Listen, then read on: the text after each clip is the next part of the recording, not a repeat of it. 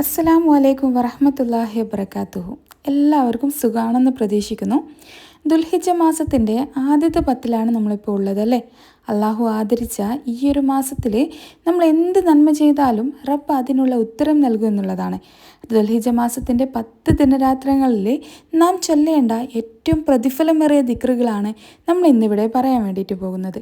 അള്ളാഹു തൗഫീക്ക് നൽകട്ടെ, ആമീൻ.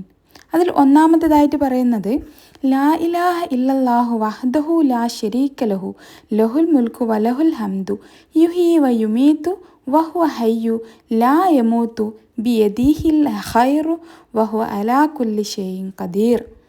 ഇനി രണ്ടാമത്തേതായിട്ട് പറയുന്നത് അഷ്ഹദു അല്ലാ ഇലാഹ ഇല്ലല്ലാഹ് വഹ്ദഹു ലാ ശരീക ലഹു ഇലാഹം വാഹിദൻ അഹദൻ സ്വമദൻ ലം യലിദ് വലം യൂലദ് വലം യകുല്ലഹു കുഫുവൻ അഹദ്. മൂന്നാമത്തേതായിട്ട് പറയുന്നത് അഷ്ഹദു അല്ലാ ഇലാഹ ഇല്ലല്ലാഹ് വഹ്ദഹു ലാ ശരീക ലഹു അഹദും സമദുൻ ലം യലിദ് വലം യൂലദ് വലം യകുല്ലഹു കുഫുവൻ അഹദ്.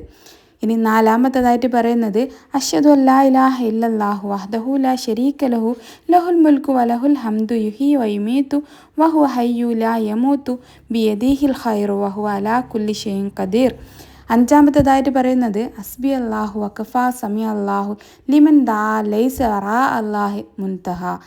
അറിയാത്തവർ ഇതൊന്ന് സ്ക്രീൻഷോട്ട് എടുത്ത് വെക്കുക. ഈ ഒരു ദിക്റുകൾ നമ്മളെല്ലാവരും ഈ ഒരു 10 ദിവസങ്ങളിൽ ഒറ്റ പ്രാവശ്യമെങ്കിലും ചൊല്ലുക. എന്നിട്ട് അള്ളാഹുവിനോട് ദുആ ചെയ്ത് കഴിഞ്ഞാൽ നമ്മളെ എന്ത് ബുദ്ധിമുട്ടുകളും അള്ളാഹു നീക്കി തരുന്നതായിരിക്കും. അള്ളാഹുവിൻ്റെ കൽപ്പനകൾ അനുസരിച്ച് ജീവിക്കാനും നന്മകൾ മനസ്സിലാക്കി പ്രവർത്തിക്കാനും നാം ഏവർക്കും തൗഫീക്ക് നൽകട്ടെ, ആമീൻ യാ റബ്ബൽ ആലമീൻ. ഇഷ്ടപ്പെട്ടു കഴിഞ്ഞാൽ ഒന്ന് ലൈക്ക് ചെയ്ത് സബ്സ്ക്രൈബ് ചെയ്യണേ. അസ്സലാമു അലൈക്കും വറഹ്മത്തുള്ളാഹി.